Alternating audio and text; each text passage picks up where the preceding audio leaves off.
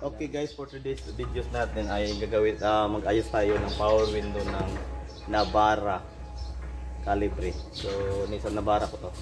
So ang tanggalin na ang dito na po portion po ay ayaw magbaba. Yung tatlo ay bumababa yung tatlo. So ang gagawin natin mga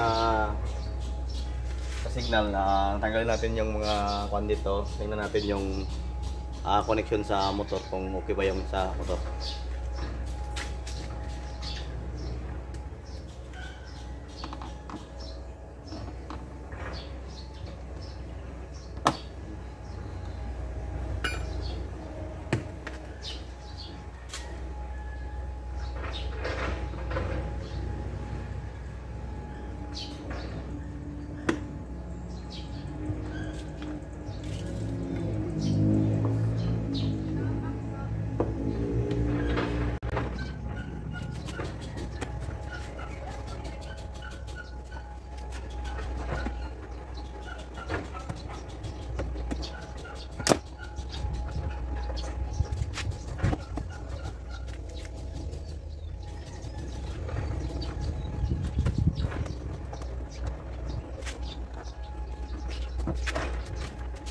Ito na po mga kasignal yung ating yung fuse nya.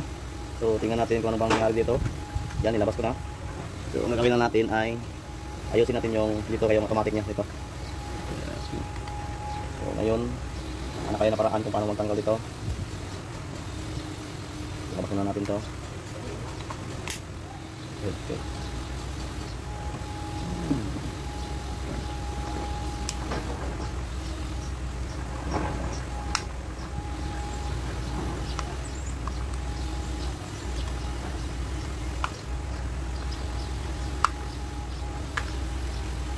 Ayan. Hanapin natin yung automatic. So kung automatic, yan, nakaposisyon, yan, nakaposisyon nyo. Yan. So kung yan ang posisyon, ito po yung switch. Ito.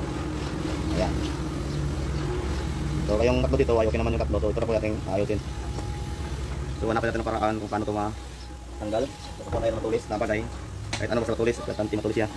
So ating kondisyon loob, libat-libat. Okay, ito na mga kasignal yung gagawin natin. Sugkitin na rin natin yung nakalock dito. So dito lang. Ayan. Parang napa na. Tingnan natin sa loob kung anong nangyari dito, bakit ayaw siya mag function. Ito yung pong sa loob niya. Ang gagawin na natin dito ay linisan natin kung okay na to.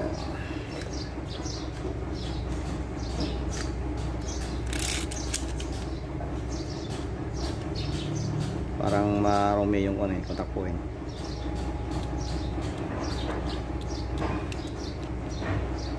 Okay mga kasignal, ito na to yung power window motor, no?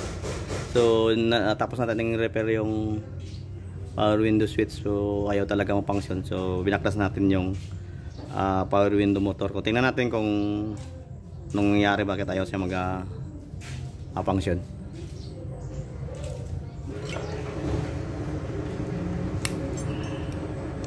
Tanggalin muna natin yung motor kung ano bang dahilan. Baka na-stack up na to.